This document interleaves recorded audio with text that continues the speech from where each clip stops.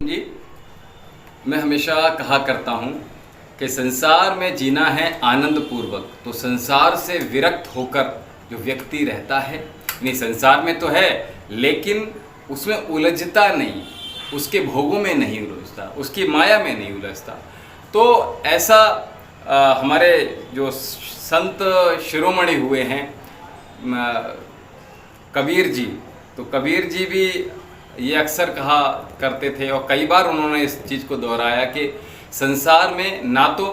अगर व्यक्ति रह रहा है तो उसमें ना तो माया कभी ख़त्म होती है और ना माया में उलझा हुआ मन भी कभी समाप्त नहीं हो पाता। और एक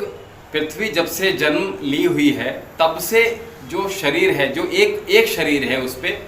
तब से लेकर अब तक न जाने कितनी आँखों ने, और चाहे एक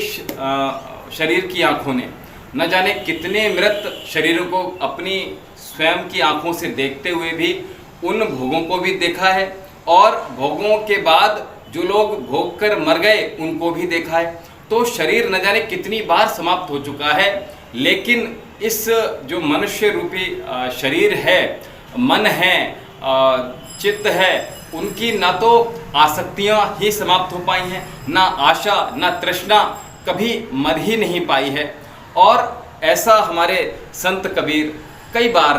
कह चुके हैं और वो अपने दोहे में